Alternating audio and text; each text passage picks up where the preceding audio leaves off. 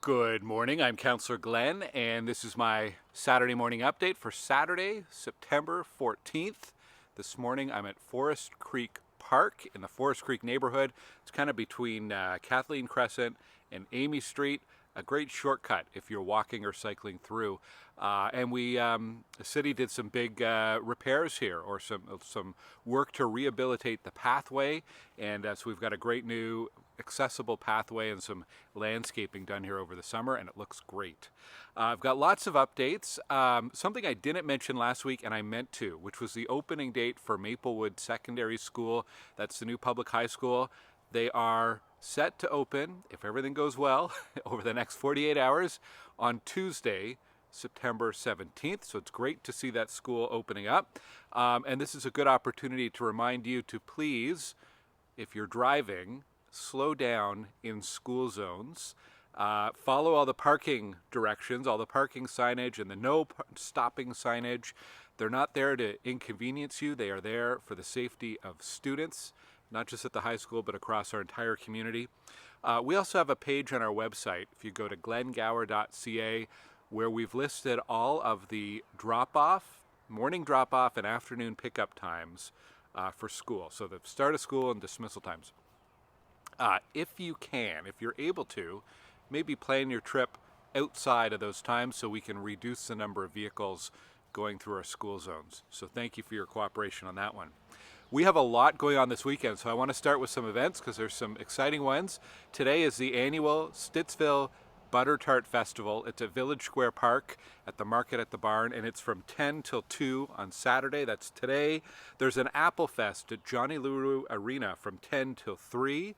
Also today, Operation Come Home. There's a food drive for Operation Come Home at Brown's today from 10 to 3. There's a Corn-ival, so a corn festival, tomorrow, Sunday, from 9 a.m. to 1 p.m. That's at Village Square Park with the market at the barn. Those are just some of the events happening over the next week in Stittsville. Please check out my website, glengower.ca/events, for a full listing of local events. Lots going on. I'm looking forward to that Butter Tart Festival today for sure. All right, let's look back on the week that was. A lot of attention in Stittsville on Planning and Housing Committee for the 6310 Hazeldean Road. This is the 21-story building. The committee voted 9-3 in favor of that building. I voted no, and I did that to raise attention to the deficit we have in infrastructure and amenities. Certainly schools and doctors. We have so many new people moving into our community, close to 1,000 families a year. And obviously people are having a hard time finding a family doctor. The emergency room at the Queensway is overloaded. Schools are crowded, portables everywhere. Anyhow, certainly amenities, those are provincial responsibilities. The province is requiring municipalities to grow as quickly as possible. We need them to step up with funding to support that infrastructure. The other infrastructure deficit is around transportation, especially Carp Road. Now what we heard from staff is the likely start date for Carp Road has now slipped to 2026 or 2027. We were planning on that for next year, but it's slipped again. I would have had a lot more comfort voting yes on this file if we had known that Carp Road would be underway next year, but that timeline is still too far out in the future. Anyhow, I've shared some information about why I voted. You can watch a video of my statements at committee. Go to my website, glengower.ca. And a big thank you to everyone who wrote in or came and delegated at committee. I think we had 7 residents who delegated at committee and helped me build that case for Carp Road. It is important. I think if we accomplish anything on Wednesday, it's really moving that awareness and that advocacy for Carp Road and other transportation projects ahead in the priority and from a staff perspective and a council colleague perspective. So thank you. We also had on Wednesday night our zoning bylaw meeting, kind of an open house for residents in the West End. I was really happy that we had more people from Stittsville out to that meeting than any of the other communities here in the West End. So thank you to people who showed up for that. City is still welcoming your feedback. There's a lot of opportunities to adjust this draft plan. So if you see something you think should be changed or reviewed, or if you have any questions, please keep them coming. At City Hall, a lot of the intention was on the release of what's called the Budget Directions Report. The mayor made a big announcement. This is something we do ahead of the formal budget time to give direction to staff on how to start crafting the budget. In it, a 2.9% property tax increase overall, and then a number of options to fix or to address our transit funding deficit. We're looking at $120 million that we need to find in 2025. So the mayor put forward what that would look like if we were to simply put that on the property tax bill, or put that all on fares, or even service cuts. It's really not a pretty picture, and we're continuing our fight with the provincial and federal government for funding and for fairness.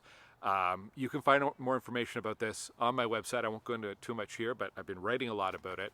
And yeah, if you have any questions, not sure what all this means, please send me a note. We've had a few this week, and I'm happy to answer those. We had a big transit commission meeting. I'm not going to go into a lot of details because I have posted an update on my website.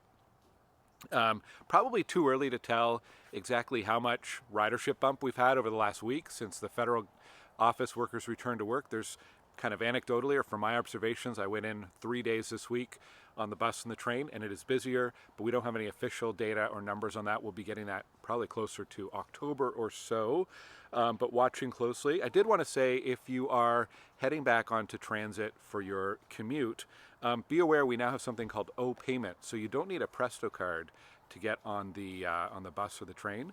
You can just tap your credit card or your debit or your Apple Pay. Good morning. Or your Apple Watch. Anyways, you can tap your Android, your Apple, and that's how you can pay for your fare. So it's really convenient. The other thing we have on those is what's called fare capping. So once you hit the maximum daily fare or the maximum monthly fare, you don't get charged anymore. So you really don't have to buy a bus pass anymore. You can just tap until you reach that equivalent of a monthly bus pass, and then you won't be charged anymore. So super convenient. And I know for people who aren't quite sure how many days they're going to be going to the office, it's a good way to sort of budget and to plan ahead. O-Payment, good stuff. All right. Important update. Ottawa Police yesterday put out a press release. They've arrested a man following suspicious incidents in Stittsville, a man who's approaching young children in a vehicle. So I want you to go to the Ottawa Police website and check out that press release. It's on my Facebook page as well. And make sure you're aware of what's going on. Make sure you're talking to your kids about this. Police think they've made an arrest. They've laid a number of charges. They think there may be other incidents, and if you're aware of something, please contact police investigators, or to make it an anonymous report, you can call Crime Stoppers as well. So check that out in the Ottawa Police website or on my Facebook page. From Ottawa Public Health, they issued a warning this week about Eastern Equine Encephalitis and West Nile virus. They're both mosquito-borne illnesses, so be aware of that. And if you're going outside, protect yourself accordingly there. And let's end on some more lighthearted updates, I guess. The city has a new contest out, Name Our Plows. You can submit a name for one of our snow plows. Cleaning the Capital continues. You can register at ottawa.ca/cleaning. A reminder about our 3-item garbage limit that's coming on September 30th, so essentially October. Check your mailbox. In the last week or so, the city mailed out a pamphlet, a flyer to all households with information. So please check that out. And if you have any questions, send me an email. John Woods Pathway construction is either underway or just starting any day now. Be aware of that. They're building a path between Rosehill and Avon. That's really good news. The Abbott at Tall Tree pedestrian crossing, it needs one final relocation of a pole. That should be happening this week. That's good. And heads up, Abbott and Terry Fox. Abbott, as it approaches Terry Fox. So I guess between Rouncy and Terry Fox, there's going to be some work there in the coming weeks to do some utility installation. So could be some interruptions there. Not a great spot for that. It's busy as it is, with or without any construction. So we'll share some information about that on my website soon. Thank you for tuning in. Thank you for watching. I hope you have a great weekend. Maybe I'll see you at the Butter Tart Festival later today. Take care.